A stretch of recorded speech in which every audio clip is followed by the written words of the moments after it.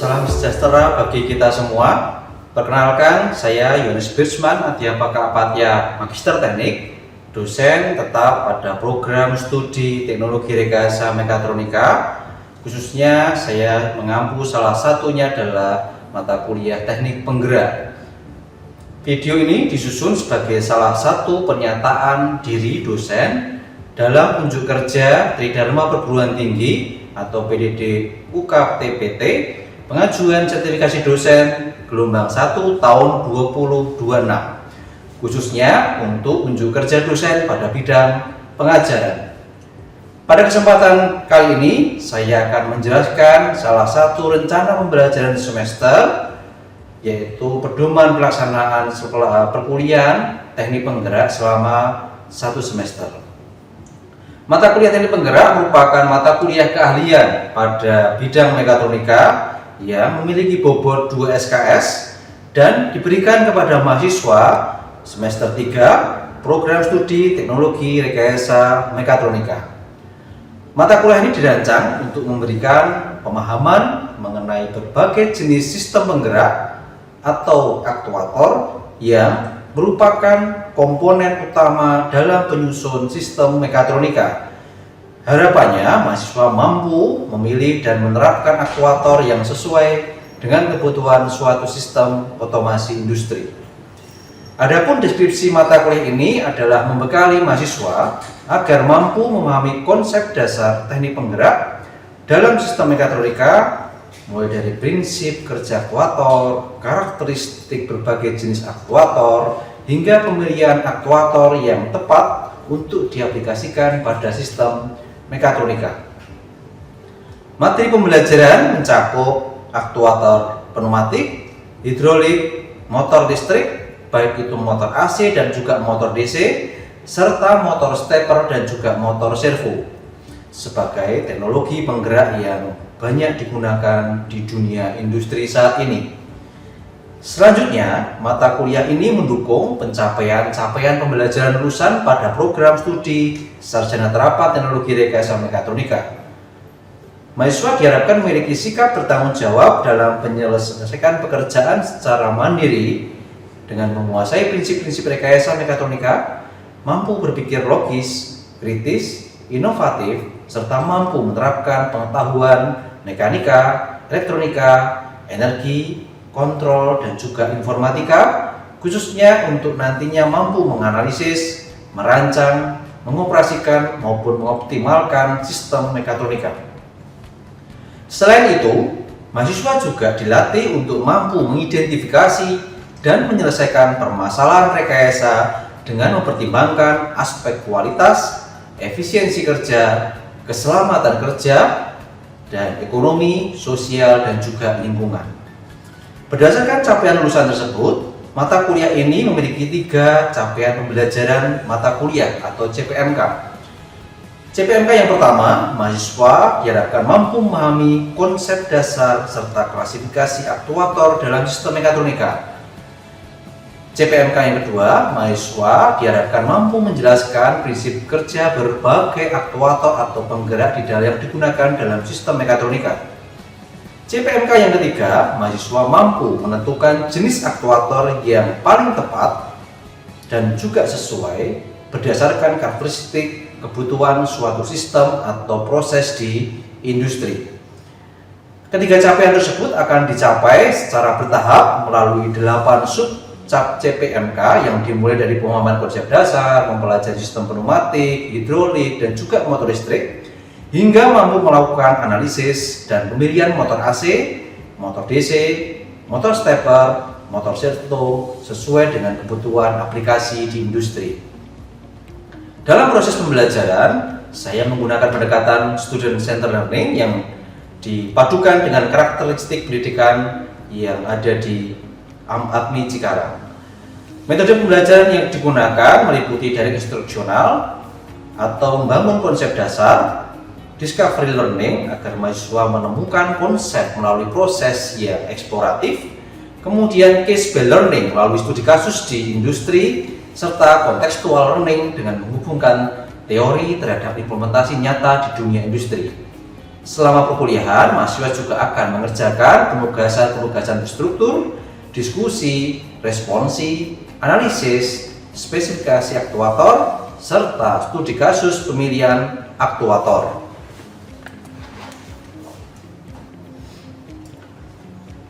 Selanjutnya, untuk penilaian pembelajaran, saya menerapkan penilaian secara berkelanjutan atau assessment for learning. Evaluasi dilakukan melalui pretest, post-test, penugasan individu, analisis kasus, pengamatan sikap, serta evaluasi hasil belajar. Komposisi penilaian terdiri atas penilaian proses pada setiap topik pembelajaran. Kemudian juga ada ujian tengah semester dengan bobot 30%, dan ujian akhir semester sebesar 40%. Sehingga keseluruhan penilaian mencerminkan ketercapaian kompetensi mahasiswa baik dari aspek pengetahuan, keterampilan maupun juga sikap.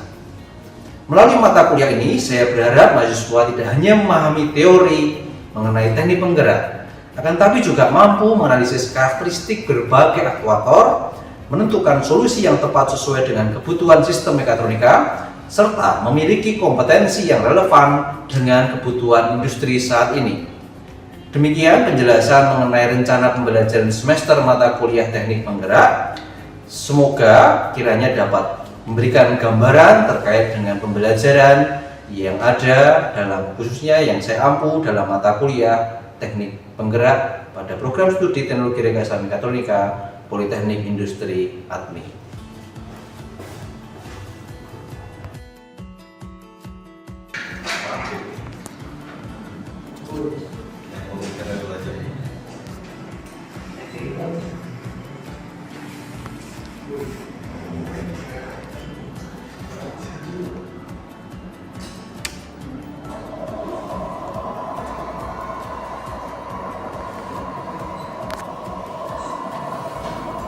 Tombol saya 1 saya tekan kecepatannya 10 Hz, tombol 2 saya tekan kecepatannya 20 Hz, kalau tombol 3 saya tekan kecepatannya menjadi 50 Hz. Selamat pagi teman-teman semuanya, kita berjumpa lagi di pertemuan teknik penggerak. Selamat pagi. Oke, kabarnya sehat ya? Ya, luar biasa. Terima kasih. Jadi hari ini kita akan lanjutkan lagi pertemuan materi pada pertemuan sebelumnya, yaitu terkait dengan pengendalian motor AC. Jadi kalau kemarin kita sedikit merefresh, mengingat menuju pertemuan sebelumnya, kalau motor AC tidak kan modelnya bisa jadi menggunakan yang kontrol putaran arah motor ya teman, atau kemudian juga kita juga dikenalkan dengan metode start delta. Nah, pada hari ini kita akan sama-sama belajar bersama terkait dengan pengendalian motor AC 3 fase dengan menggunakan VSD atau variable speed driver. Variable speed driver ini seringkali bahasa umumnya adalah ada beberapa macam. Ada yang mengatakan inverter, ada juga yang mengatakan di industri dan sebagainya itu adalah VSF atau variable speed driver, atau ada juga yang menggunakan variable frekuensi driver. Jadi istilah-istilah itu kurang lebih mewakili hal yang sama yang akan kita bahas hari ini. Hari ini saya akan mencoba memaparkan terkait dengan apa itu inverter, kemudian prinsip-prinsip kerjanya. Terus juga saya juga akan coba untuk men-sharingkan terkait dengan bagaimana implementasi variable speed driver atau VSD yang inverter di dalam aplikasinya. Kebetulan saya bawa demo kitnya. Ini adalah inverter dan juga motor AC 3 fase yang nanti kita bisa coba simulasikan sehingga teman-teman punya gambaran. Di akhir sesi nanti kita akan masuk ke sebuah case study. Di case study berbasis pada sebuah case yang ada permasalahan di industri yang nanti coba akan teman-teman solusikan dalam kelompok. Jadi kurang lebih itu agenda kita pada pertemuan hari ini. Saya izin memulai ya. Oke, kalau kita berbicara inverter pada motor AC, saya kira tidak bisa kita lepaskan karena hampir seluruh mesin-mesin yang di industri itu pasti menggunakan motor AC 3 fase. Bahkan saya kurang mengatakan motor listrik atau motor AC 3 fase yang paling banyak digunakan itu adalah mesinnya di industri, karena hampir seluruh proses yang ada, entah mesinnya, entah itu material handling dan lain sebagainya, biasanya menggunakan motor listrik. Nah, maka untuk mengendalikan itu, kalau sebelumnya kita bicara menggunakan rotator dan sebagainya, itu kan hanya berbasis pada menjalankan dan juga membayar putaran. Kalau kita berbicara tentang stabilitas, itu hanya pada starting method pada motor AC 3 pas. Nah, hari ini kita belajar tentang PSD yang kurang lebih nanti bisa dipakai untuk menjalankan fungsi-fungsi yang tidak hanya terbatas pada hanya membayar putaran saja atau hanya untuk starting method, tapi juga bisa dipakai untuk setting-setting yang lainnya. Apa itu ya kita akan bahas. Ini gambaran bentuk dari inverter yang barangkali teman-teman nanti akan temukan di luar sana, entah itu di mesin dan sebagainya. Sudah menggunakan mesin milling, mesin turning, di sana menggunakan motor AC 3 pas. Nah, pasti di dalamnya ada inverternya. Kalau Anda buka panelnya, ada bentuk kotak yang kurang lebih gambar seperti ini. Nah, itulah yang disebut sebagai inverter atau PSD. Oke, sebelum kita masuk lebih jauh lagi, jadi kita coba untuk mengingat juga materi sebelumnya saat kita membahas tentang motor AC 3 pas. Dikenal ada namanya kecepatan sinkron pada motor AC. Jadi kecepatan sinkron itu didefinisikan sebagai kecepatan yang antara si medan magnet, stator dan rotornya. Jadi nanti itu sekaligus juga kalau kemarin kita bahas motor listrik AC 3 pas itu kan kita membahas ada namanya motor sinkron dan motor asinkron. Motor sinkron berarti antara putaran rotor dan putaran stator sama. Kalau disebut sebagai motor asinkron maka putaran motor stator dan rotornya akan berbeda. Nah, itu yang kemudian mendasari. Nah, kita akan lihat dengan synchronous speed of AC motor, speed atau kecepatan dari medan memutar yang dirumuskan dengan nilainya adalah 120 F dikali P. Jadi kalau kita ingin memutar atau kita ingin mengendalikan kecepatan sinkronnya, sebenarnya kita juga bisa melihatnya dari kita merubah F-nya atau kita merubah pole-nya. Jadi F itu sebagai frekuensi dan P itu sebagai pole. Nah, untuk merubah kecepatan tentunya kita bisa memodifikasi dari frekuensinya dan juga pole-nya. Nah, pertanyaannya adalah kalau kita merubah P atau pole, berarti kan kita akan merubah baterainya. Karena di setiap motor AC 3 pas kan selalu ada pole-nya. Dan pole-nya terus kita berubah. Gimana caranya? Hal itu sifatnya adalah gear. Nah, maka kita menggunakan cara yang kedua. Cara yang kedua adalah kita dengan merubah frekuensinya. Karena dengan merubah frekuensinya, tentunya kecepatan sinkronnya akan berubah. Nah, maka itulah prinsip kerja, itulah prinsip dasar pemikiran dari orang yang memiliki namanya PSD. Orang yang memiliki namanya si frekuensi variabel frekuensi driver. Yang kita akan ubah adalah frekuensi dari si motor itu sendiri. Oke. Sebelum masuk lebih jauh lagi, kita akan sedikit mensinkronkan bahasa istilah inverter. Kalau teman-teman belajar tentang power elektronik, pasti ada istilah namanya konverter dan ada istilah namanya inverter. Nah, itu tentunya ada dua istilah yang berbeda. Nah, inverter itu adalah suatu rangkaian elektronika yang mengonversi dari DC harus DC menjadi AC. Dan istilah inverter itu sebenarnya adalah berasal dari di dalamnya ada mengubah dari DC kemudian akan mengubah ke AC. Pernah dengar istilah AC inverter? Mesin-mesin inverter? Gimana? Sudah pernah beli AC belum? AC air conditioner seperti ini. Nah, seringkali kalau di iklan atau di rivetnya itu sehingga dayanya menjadi lebih kecil, daya produksi listriknya. Nah, seringkali bahasa inverter itu menjadi lebih kecil dayanya. Kenapa? Karena prinsip dasar inverter itu adalah kita ingin mengendalikan suatu tegangan AC dengan tegangan DC. Dengan kata lain, kalau AC kita kendalikan dengan AC kan pokoknya tinggi. Tapi ketika kita bisa mengendalikan dengan DC, untuk mengendalikan AC kan berarti dayanya pasti akan rendah. Nah, maka prinsip dasar itu yang kita kenal dengan inverter. Inverter adalah suatu alat yang terdiri dari rangkaian elektrik dan elektronik yang fungsinya untuk mengatur kecepatan motor AC. AC. Jadi ada dua istilah, dua macam, ada namanya constant voltage, constant frekuensi, ada namanya variable voltage, variable frekuensi. Jadi itu istilah-istilah atau macam-macam dari inverter. Nah, cuman konteks yang akan kita bahas di sini adalah inverter yang nanti akan kita pakai atau yang nanti akan kita gunakan untuk mengendalikan motor AC. Jadi ada dua pemahaman. Inverter sebagai sebuah rangkaian power elektronik yang mana dia mengubah dari DC menjadi AC. Nah, ada istilah yang kaitan dengan inverter yang kemudian digunakan untuk mengatur kecepatan motor AC. Nah, clue-nya adalah inverter sendiri atau ESD sendiri di dalamnya pasti ada inverternya. Kita akan lihat dari bagiannya. Nah, ini contoh-contoh aplikasi dari inverter. Nah, nanti dari mengendalikan sekarang kan ada EV ya, verifikator ya, pasti di sana ada inverternya juga untuk mengendalikan kecepatan motornya. Kemudian juga dari yang mesin masih ada, kemudian juga yang kebanyakan juga yang dari UPS, kemudian heater dan sebagainya pasti menggunakan inverter di dalamnya. Oke, ini prinsip dasar inverter sedikit mencuplek. Jadi bagaimana kita akan mencoba memanipulasi ini kontennya dari konten di elektronika dari atau elektronik. Bagaimana kita akan memodifikasi. Jadi kalau kita kenal 3 fase itu kan ada R, ada S, ada T atau R1, R2, R3.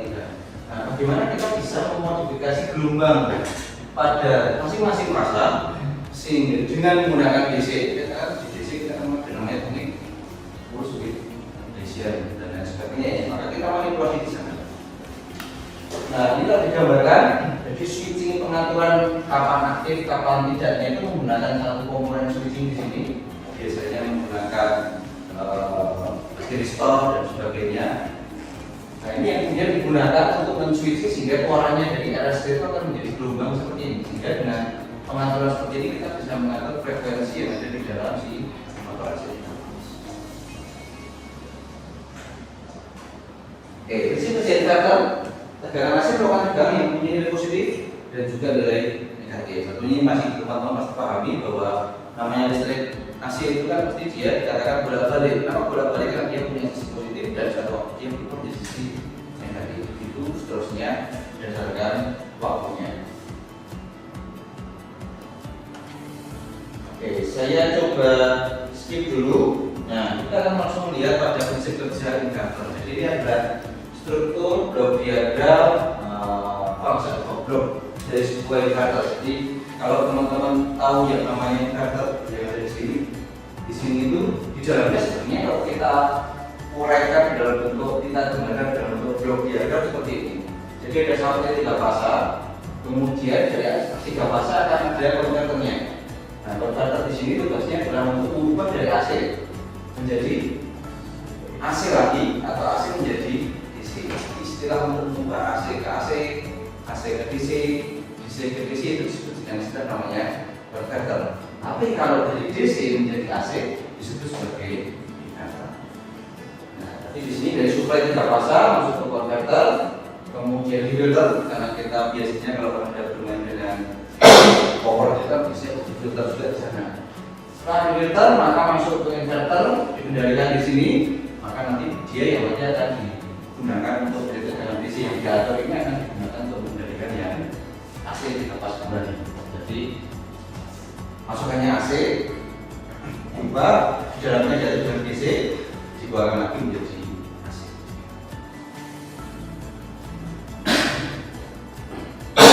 Melalui inverter apa yang kita bisa dapatkan? Jadi melalui inverter pendalian yang dapat dilakukan pada motor dapat mengikuti. Yang pertama kita bisa mengubah, kita bisa mengatur arah putaran dari motor. Yang kedua, frekuensi yang digunakan. Ingat tadi kecepatan sinkron itu kan dengan kita merubah-rubah frekuensi maka kita bisa mendapatkan kecepatan yang berubah juga. Maka frekuensi yang digunakan juga kita bisa berubah. Kecepatan motor, jadi speednya, sinkronnya tadi kita juga bisa berubah. Kemudian juga besarnya nilai percepatan dan perlambatan. Kalau dalam istilahnya kan nanti ada akselerasi, ada deselerasinya. Motor dari kecepatan 0 menjadi 1000 rpm. Karena kalau Anda menggunakan mesin mesin pakai ya. Ketika Anda putar knobnya mau diubah ke 1000 rpm, apakah spindle langsung 1000? Enggak, dia akan berputar sedikit pelan. Terus lama-lama sampai sekian detik tergantung settingnya, maka dia baru akan mencapai pada RPM yang kita inginkan. Begitu juga pada saat mau dimatikan. Ketika mati dia pasti akan ada proses deselerasinya turun secara bertahap sampai pada nilai nolnya. Nah, itu ada yang dimaksud dengan akselerasi dan deselerasi atau percepatan dan perlambatan. Silahkan dari langkah-langkah ini teman-teman bisa tuliskan hasilnya. Formatnya saya kira tidak ditentukan, tapi yang penting ada hasil diskusi yang teman-teman nanti bisa sharingkan di dalam kelas dan kita bahas dari pengalaman masing-masing, karena barangkali kesulitan kendala pengalaman dari masing-masing kelompok pastinya akan berbeda meskipun dengan cara yang sama. Kita menggunakan alat yang sama. Harapannya semasa itu juga akan semakin banyak sharing yang ada. Dan itu akan kita bahas di pertemuan selanjutnya. Jadi silakan Anda bisa menyempatkan waktu untuk bisa collab, untuk bisa menggunakan indikator ini, coba untuk mengikuti apa yang menjadi instruksi di sini. Oke. Itu teman-teman, dan selanjutnya seperti biasa, jadi setelah akhir kegiatan perkuliahan kita perlu coba untuk menyempatkan waktu 5 menit untuk kita bisa merefleksikan apa sih yang kita dapat dalam perkuliahan hari ini. Jadi silakan teman-teman bisa menuliskan dalam buku refleksinya, kurang lebih ada 5 pertanyaan panduan terkait dengan materi hari ini. Setelah mempelajari basic kerja dan aplikasi indikator atau BSD, apa sih hal baru yang Anda dapatkan dari yang sebelumnya? Apa sekarang apa? Apakah sebelumnya sudah tahu, sekarang menjadi tidak tahu, ataukah sebelumnya tahu menjadi tahu, terus tidak tahu, dan sebagainya. Bagaimana harus itu membuat cara saya memandang pentingnya pengendalian motor listrik yang efisien? Jadi dampak dari indikator itu apa sih? Yang kedua, pengalaman belajar hari ini mengajak saya menyadari bahwa ketelitian dalam mengatur parameter indikator tidak hanya menentukan kinerja sistem, tapi juga mencerminkan tanggung jawab seorang calon profesional di bidang. Nah, berarti kira-kira pengalaman belajar apa yang kaitannya dengan ketelitian, yang memerlukan ketelitian ketika kita bicara indikator di sini, sehingga itu akan mendukung Anda untuk mencerminkan menjadi tanggung jawab Anda, kinerja Anda sebagai seorang profesional di bidang ini. Yang ketiga, dari apa yang saya pelajari dari penggunaan indikator atau PSD dalam meningkatkan efisiensi energi. Jadi di case tadi seperti disinggung, bagaimana saya dapat menerapkan prinsip tersebut dalam praktek kerja maupun kehidupan saya. Pertanyaan yang keempat, kompetensi apa yang masih perlu saya tingkatkan agar mampu melakukan instalasi, pengaturan, troubleshooting indikator secara aman, tepat, dan bertanggung jawab. Jadi kira-kira kompetensi apa lagi yang perlu Anda perlu Anda cari tahu sehingga yang dari kondisi sekarang itu Anda bisa dengarkan, apakah itu troubleshootingnya atau fitur-fiturnya misalnya. Nah sekarang ada banyak indikator yang sudah auto-tuning. Jadi begitu Anda set auto-tuning, dia akan langsung bisa menyesuaikan parameter yang ada di masing-masing motor. Berbeda motor maka dia bisa harus menyesuaikan parameter. Nah itu contohnya. Jadi kompetensi apa sih yang Anda bisa tindakan lagi? Sebagai tindak lanjut dari pembelajaran ini, langkah konkret apa yang akan saya lakukan untuk memperdalam pemahaman dan mengembangkan keterampilan dalam mengendalikan motor AC 3 pas menggunakan indikator. Silakan refleksi itu Anda lakukan setelah ini, setelah kegiatan kuliah, itu silakan Anda catat di dalam buku refleksi. Oke, itu teman-teman untuk perjumpaan kita hari ini. Jadi hari ini kurang lebih kalau boleh saya ringkas, kita mengeluarkan indikator, fungsinya, penggunaannya, kemudian kita juga sedikit mengenal mengenai bagaimana parameter indikator itu dijalankan, nantinya dijalankan, bagaimana menggunakan indikator dan sebagainya. Itu mungkin yang bisa saya sampaikan untuk pertemuan hari ini. Selamat siang, sampai jumpa lagi di pertemuan selanjutnya. Terima kasih. Selamat siang.